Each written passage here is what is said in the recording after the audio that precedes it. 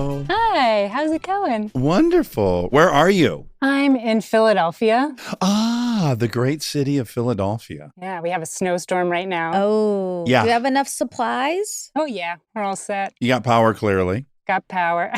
Thank goodness. And the kids had a snow day today, so that was very exciting for everyone. Oh, there's nothing better. I know. Okay, so tell me, where did this meet cute take place? All right, so it took place in Philadelphia. And first, just a little backstory, a little information about me as a kid and a teenager. I was a baton twirler and a juggler Ooh. and just an all-around musical theater nerd. So those are my big hobbies. Maybe your high school is different than mine, but I don't remember the baton twirler and the juggler being like the belle of the ball necessarily. You're right. Musical theater was kind of separate, a little cooler.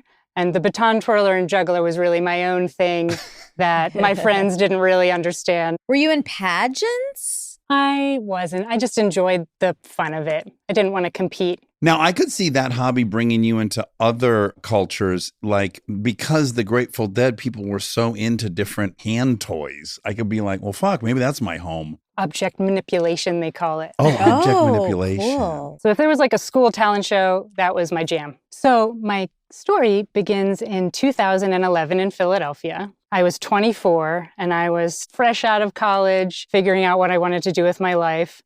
I wasn't sure what direction I wanted to go in, and I thought maybe I wanted to be a teacher or work with kids. I had all these part-time seasonal jobs. What degree had you picked up? I had a degree in music and English, so neither one super useful. And I was thinking about going back to school to get my teaching degree. But at this point, I was about to leave for an outdoor education job that was going to be in Massachusetts for 3 months. And before I left, I got this call from an old high school friend, and she told me that she had extra tickets to the Philadelphia Folk Festival the next day.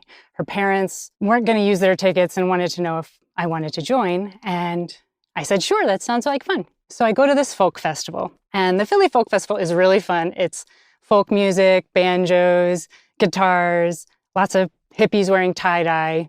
There's no overlap with a Renaissance festival, right? You're not eating turkey drumsticks and throwing axes or anything. No, none of Okay, that. okay, It's more about the music Okay, and camping. It's still kind of dirty and hot and people get into it, but it's a little different than the Renaissance Fair vibe.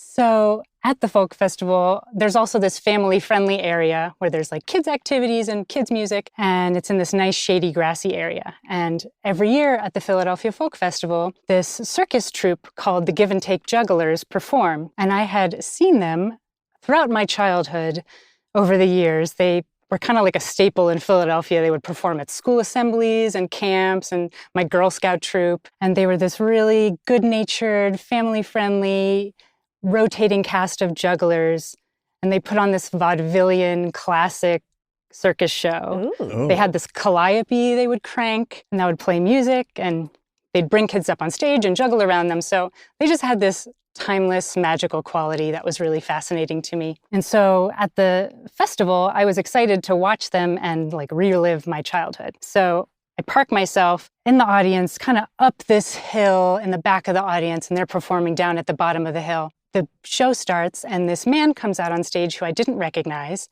He had long hair, and he starts to do this routine with his hat. And it's just to music, there's no words, and he's flipping his hat and doing hat tricks. And then he throws his hat to someone in the audience, and he mimes to them to throw the hat back like a frisbee and try and get it on his head. Okay. Love it. That's the point of the routine. So he throws it to them, they throw it back. It doesn't work. It goes off to the side. It lands on the ground. It's comical. He hams it up. He throws it to the next person. Again, they don't know how to throw a frisbee. It goes somewhere else. And the more he tries, the more comical it gets. The tension is building. Everybody keeps missing and missing. So finally, he works his way down the crowd, and he locks eyes with me. Oh, you're the my perfect gal for this God. mission. Oh, yeah. And so he launches this hat up and over the crowd, and I see it sailing towards me. And I don't know what came over me or what gave me this confidence, but I stood up and I caught the hat on my head. Wow. wow. Oh, Hot. wonderful. The audience gasps and he reacts with surprise, and I'm surprised at myself. I didn't plan it or anything.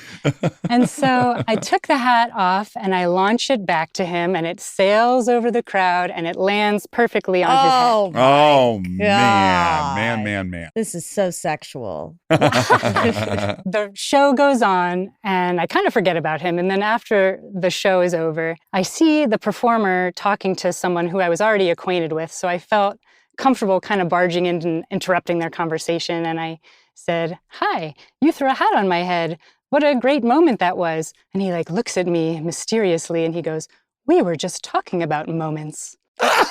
Okay. It's like the Middle Ages. He was trying to say sim. But juggler style? Yeah. I was like, "Ooh, who's this cute guy?" So we talked. And I told him that I was also a juggler, which was interesting to him. So we juggled together. Really quick, when you juggle together, are you both independently juggling? Are you juggling tossing back and forth to each other? Yeah, we were tossing back and forth to each other. Yeah, we were passing clubs. That has to be so euphoric. I was just with Aaron last weekend, and we were talking about how much we miss playing catch with just a ball and a glove. And we were talking about the weird magic of that should not be as enjoyable as it is, but by God, is it soothing. So I imagine you put 6, 7 balls in the mix. It's got to be downright euphoric. And sex tense. If you're good, no one's good at that. When you get it going, you get in the flow, it feels really good. We started talking, and before we know it, 2 hours had gone by, and it was time for him to do the next show. So we part, and I go home, and I immediately stalk him online and come back the next day. I had totally abandoned my friend who had brought me to this festival in the first place, and I just hang out with him the whole day. We hang out every single day until I have to go to this job in Massachusetts for 3 months. One of those days, we are getting lunch, and he asks if I would consider being his juggling partner when I got back and doing the show with him. Oh, yes. You've been dying to join the circus. Yes. I had never considered it as a career, but I had all the skills and I didn't know what I was going to do with my life. So I thought that sounds like a much better idea than getting a regular job. So let's give it a try. When I got back from Massachusetts, I started performing with him and dating at the same time. And we slowly took over the troupe, and we've been performing together full-time for 14 years. Oh my God. goodness. And you're married? And we're married, and we have 2 kids. Oh, my gosh. What a great story. Is this activity taking you overseas? I could see you guys going to Europe with this routine. We haven't gone overseas with it. We stay pretty local. We're in Philadelphia, and so we travel kind of up and down the eastern coast. We do a lot of school assemblies and fairs and community events and things like that. So it's nice because, especially now that we have kids, we can stay home, be home at night, don't need to take anybody on the road with us. Yeah. Do the kids juggle? Well, my daughter is 7 and my son is 3. So they're not quite at the juggling level yet, but my daughter's really into gymnastics. And fun tidbit, we still perform every year at the Philadelphia Folk Festival. And last year was the first time that both kids joined us on stage for a routine. Oh, fun. How cute. Yeah, it was really full circle and made me so happy to bring them to the place where we had met and the whole story started. That's how Buster Douglas got his start. He was a prop in his parents' vaudeville act. Buster Keaton? Yeah. What did I say? Buster Douglas. Oh, that was a boxer who knocked out Tyson for the first time. Oh, Yes, wow. Buster Keaton. And they called him Buster, thinking it was Buster because they would throw him. You're done. You're over, No, Buster. we already knew it. Oh, you already We've knew already- that. yeah, we've Okay, known everyone it. here knew that.